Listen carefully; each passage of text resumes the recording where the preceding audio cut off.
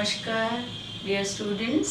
पिछले वीडियो में हम लोगों ने वर्किंग कैपिटल मैनेजमेंट में ही जो कैश मैनेजमेंट के थ्रू कैश बजट की बात की थी, तो मैंने आपको बताया था रिसीट्स एंड पेमेंट्स मेथड के थ्रू कैश का बैलेंस निकालना या रिक्वायरमेंट ऑफ वर्कआउट करना।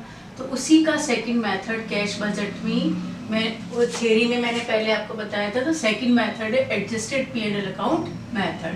ये एडजस्टेड P&L अकाउंट मेथड क्या है? रिसीट्स एंड पेमेंट्स मेथड में तो शॉर्ट टर्म जैसे 3 मंथ्स का बनाया था, तो शॉर्ट टर्म कैश रिक्वायरमेंट है। थोड़ी लंबी अवधि का या साल भर का पता करना हो तो कैश एस्टिमेशन, तो एडजस्टेड P&L अकाउंट मेथड हम लोग काम में ले सकते हैं।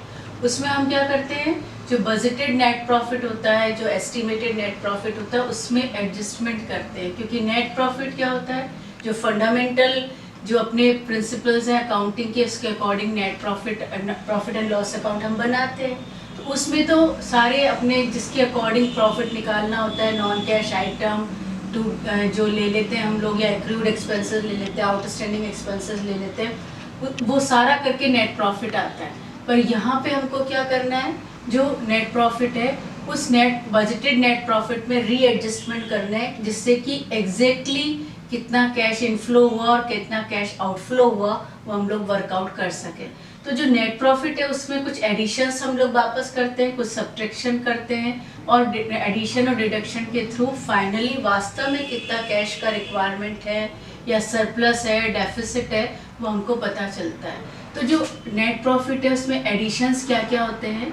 सबसे पहली बात आती है नॉन कैश आइटम की। ये नॉन कैश आइटम जो कि नेट प्रॉफिट से रिलेटेड नहीं थे, फिर भी हमने उसकी प्रोविज़न किया था, कोई आउटफ्लो नहीं हुआ था। जब आउटफ्लो नहीं हुआ तो एग्जैक्टली जो कैश बैलेंस हमारे पास अवेलेबल है वो पता करने के लिए हम नॉन कैश आइटम्स को ऐड कर देते हैं। इसके एग्जांपल्स क्या है?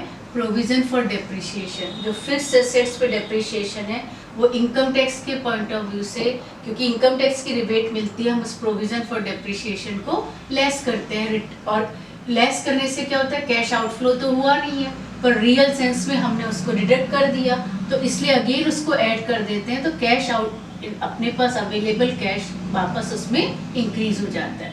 ट्रांसफ़र टू रिजर्व्स, कई बार हम लोग जनरल रिजर्व में ट्रांसफ़र करते हैं, कैपिटल रिजर्व में ट्रांसफ़र करते हैं, डिविडेंड इक्वलाइजेशन फंड बनाते हैं, सिंकिंग फंड बनाते हैं। तो ये जो रिजर्व्स में ट्रांसफ़र है वो वास्तव में कोई कैश आउटफ्लो नहीं हुआ था। जब वो कैश आउटफ्लो नहीं हुआ तो वो तो हमारे पास अवेलेबल है, तो अगेन हम ट्रांसफ़र टू रिजर्व्स को ऐड करते हैं, जिससे रियल कैश अपने पास बैलेंस निकलता है।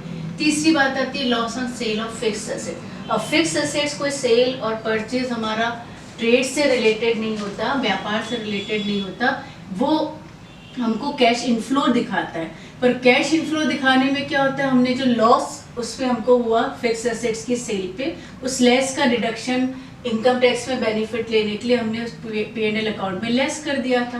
तो रियल में कैश आउटफ्लो नहीं हुआ था, इसलिए हम अगेन उस लॉस को उसको ऐड कर देते हैं, क्योंकि वो कैश आउटफ्लो नहीं हुआ था। प्रोविज़न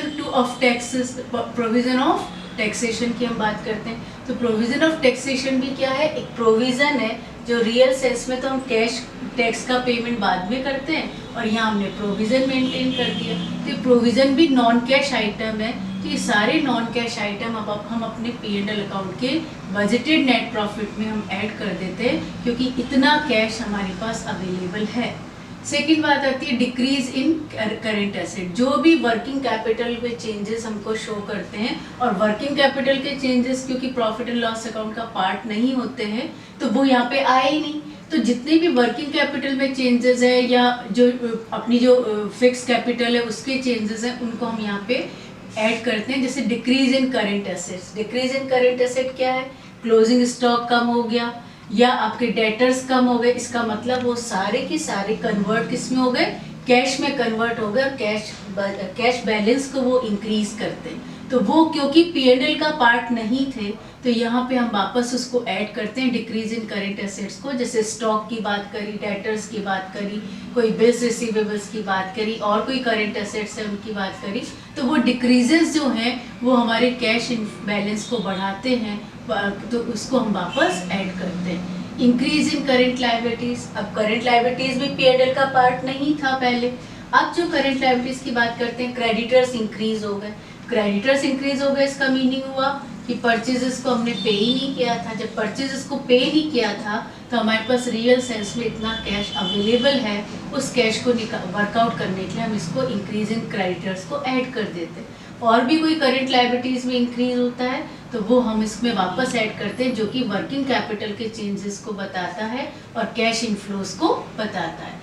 फिर आता है अपने जो परमानेंट कैपिटल है, issue of shares and debentures. जब शेयर्स इशू होंगे, डिबेंचर्स इशू होंगे, तो ये भी कोई P&L का पार्ट नहीं है, ये तो कैपिटल का पार्ट है।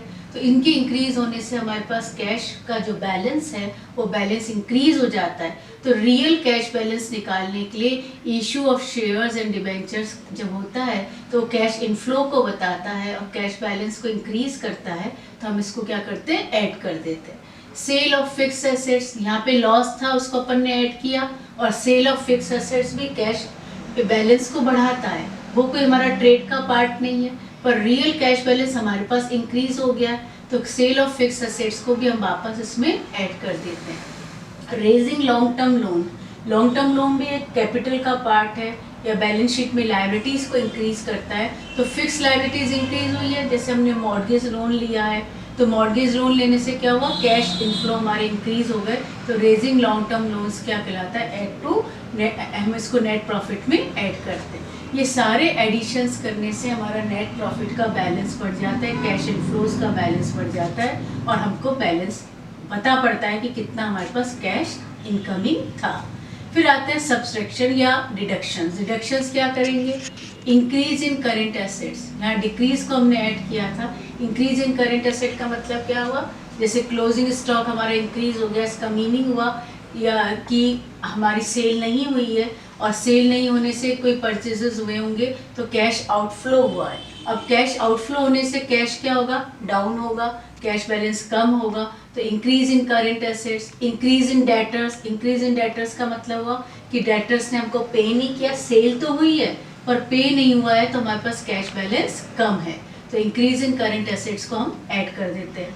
डिक्रीज इन करेंट लायबिलिटीज क्या कहता है कि क्रेडिटर्स डिक्रीज हो गए। क्रेडिटर्स डिक्रीज का मतलब हुआ कि आपने रीपेमेंट किया है क्रेडिटर्स को और कैश की आउटगोइंग हुई है, आउटगोइंग होने से क्या होगा, कैश का बैलेंस कम हो जाएगा। तो डिक्रीज इन करेंट लायबिलिटीज को हम लोग लेस करेंगे। Purchases of fix assets, purchases of fix assets का मतलब ये भी हमारा ट्रेड का पार्ट नहीं है, बिजनेस का पार्ट नहीं है। तो परचेजेस ऑफ फिक्स एसेट्स क्या कहता है कि कैश का आउटफ्लो हुआ है, और कैश का आउटफ्लो होने के कारण ये कैश बाहर चला गया, तो इसको लेस करते हैं। Redemption of debt, debentures and preference shares, ये भी कैपिटल का पार्ट है। डिबेंचर्स और प्रेफरेंस शेयर्स का रिडम्पशन होने के कारण कैश का आउटफ्लो हुआ, जिसने बैलेंस कम किया है, तो बैलेंस कम होने के कारण यहाँ पे हम इस रिडम्पशन को भी डिडक्ट करेंगे। Repayment of long term loans, long term loans ऊपर हमने लिया था तो ऐड किया था, जब रीपेमेंट कर रहे हैं तो कैश का आउटफ्लो हुआ और उसने बैलेंस को कम किया होगा, तो रीपेमेंट को भी हम लोग डिडक्ट करते हैं। पेमेंट ऑफ डिविडेंड, ये भी हमारी एक लायबिलिटी है, जिसको पे करने से कैश का आउटफ्लो हुआ और वो P&L का पार्ट नहीं था, तो हम पेमेंट ऑफ डिविडेंड्स को भी डिडक्ट करके रियल कैश बैलेंस वर्कआउट करते हैं। पेमेंट ऑफ टैक्सेस, वो भी पार्ट नहीं है P&L का, क्योंकि वो अलग से अपनी लायबिलिटी है, तो पेमेंट ऑफ टैक्स से भी कैश का आउटफ्लो हुआ, तो वो हम लोग डिडक्ट करते हैं। तो ये सारे एडिशंस और डिडक्शंस करने के बाद फाइनली हमारे को क्या मिल जाता है, रियल कैश बैलेंस हमारे पास आ जाता है कि हमारे पास अवेलेबल कैश बैलेंस कितना है। तो this is all about adjusted P&L account method, जो कैश बजट का सेकंड मेथड है। हालांकि ये पिछली बार भी मैंने थ्योरी में तीनों मेथड बताए थे, और तीसरा मेथड भी मैंने आपको बताया था, प्रोजेक्टेड बैलेंस शीट मेथड। ये सेकंड मेथड हो गया। प्रोजेक्टेड बैलेंस शीट में हमने क्या किया था, एसेट्स एंड लायबिलिटीज, इन दोनों को एस्टिमेट करना है और एस्टिमेट करके इनका बैलेंस निकालते हैं। ये भी बताया मैंने आपको, assets are greater than liability, क्योंकि एस्टिमेशन है, एस्टिमेशन होने के कारण कभी एसेट्स लायबिलिटीज से ज़्यादा हो जाती हैं, तो अपने पास क्या बच जाएगा, लायबिलिटी साइड में ओवरड्राफ्ट। और liabilities are greater than assets, इसका मतलब वो क्या बताएगा, कैश या बैंक बैलेंस। तो ये दो रिसीट्स एंड पेमेंट्स मेथड के अलावा सेकंड मेथड हो गया एडजस्टेड P&L अकाउंट मेथड, और थर्ड मेथड हो गया प्रोजेक्टेड बैलेंस शीट मेथड। ये सारे कैश बजट के मेथड्स हैं। Okay, thank you.